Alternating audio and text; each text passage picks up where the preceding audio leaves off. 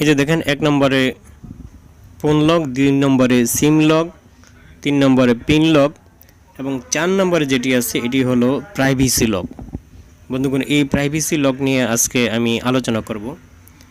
এই privacy lock হলে সমস্যা কি দেখা দেয় আমি আপনাদেরকে দেখাচ্ছি। দেখেন, কোনো অপশনে ঢুকতে গেলেই ফোন পাসওয়ার্ড চায়। দেখেন, এই যে আমি আরেকটি দেখাচ্ছি। এই দেখেন, মাই ফাইলে ঢুকতে চাইছি, এখানেও ফোন পাসওয়ার্ড চাচ্ছে। তো চলুন শুরু করা যাক। আপনারা দেখছেন নিটটিক চ্যানেল, আর পুরো ভিডিও জুড়ে আছি আমি অলি ভাই। এট ফার্স্ট এখন আমি যে কোডটি ইউজ করব সেটা হলো, প্রথমে স্টার চাপতে হবে। স্টার চাপলাম, তারপরে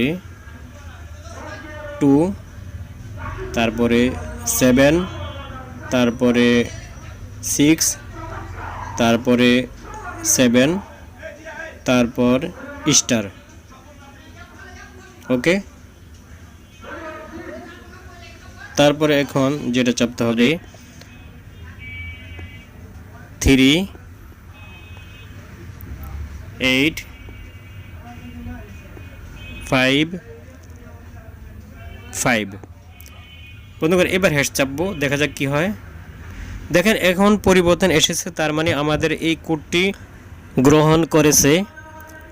এখন নিজে নিজে রিস্টার্ট নেবে, অর্থাৎ নিজে নিজে অফ হবে এবং নিজে নিজে চালু হবে। এই যে দেখেন অফ হয়ে গিয়েছে, এই যে দেখেন চালু হচ্ছে।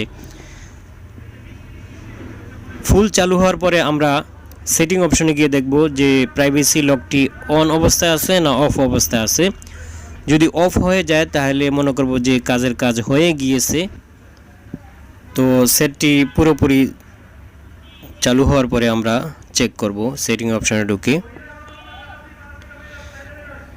চালু হয়ে গিয়েছে। এবার আমরা সেটিং অপশনে ঢুকে পড়ব।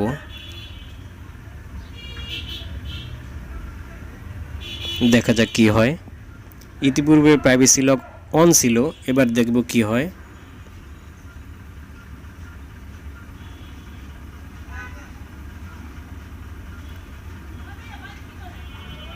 দেখেন, ফোন লক অফ আছে, সিম লকও অফ আছে, পিন লকও অফ আছে।